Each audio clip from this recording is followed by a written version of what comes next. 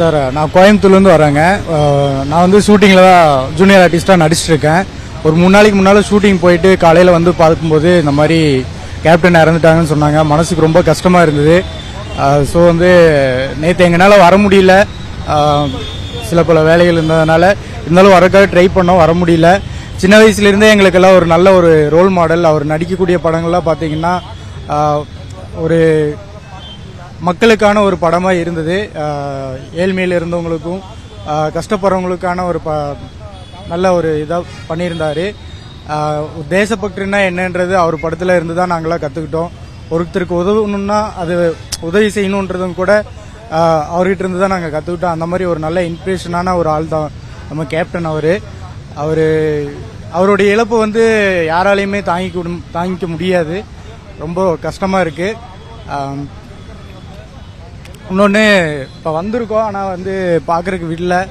கொஞ்சம் மனசுக்கு கஷ்டமாக தான் இருக்குது. இருந்தாலும் இருந்து பார்த்துட்டு போகிறேன். அதுக்காக தான் இங்கே வந்திருக்கோம். என் பேர் வந்து சத்தியமூர்த்திங்க. நான் கோவை மாவட்டத்திலேருந்து வரேன்.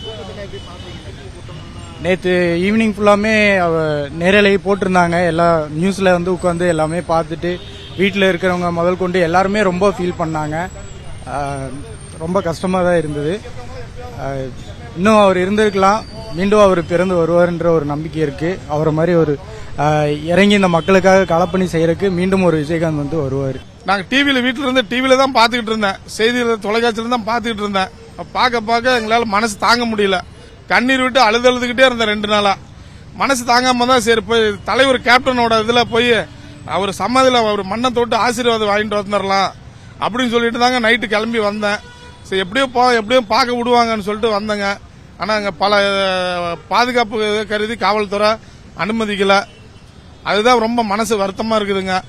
ஆனால் கண்டிப்பாக அவரை பார்க்கணுங்க.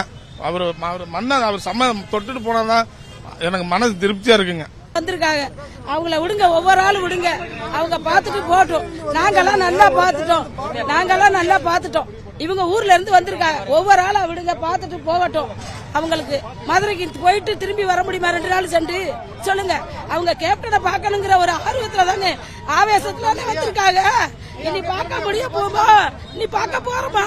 இல்ல பார்க்கட்டும், விடுங்க, அவரை விடுங்க, எல்லாரையும் விடுங்க.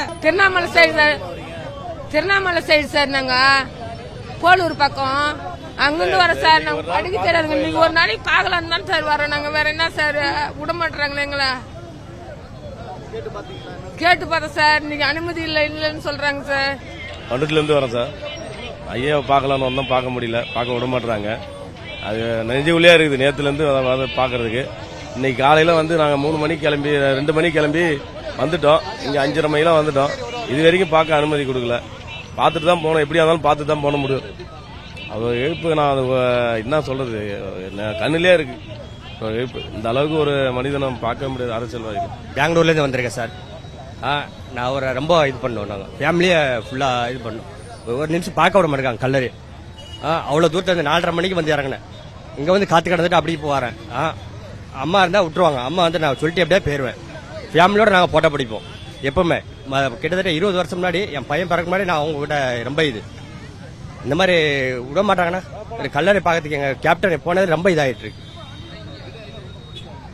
எனக்கு ரொம்ப பிடிக்கும். அவருடைய சினிமாவில் பண்றதோட ஓப்பனை நல்லா செஞ்சிருக்காரு மக்களுக்கு. சினிமாவில் ஜாஸ்தி செஞ்சிருக்காரு மக்களுக்கு. அவர் ரொம்ப பிடிக்கும் எனக்கு. என் பொண்டாட்டிக்கு என் வைப்புக்கு நான் அவரை பார்க்கணும் கண்டிப்பா.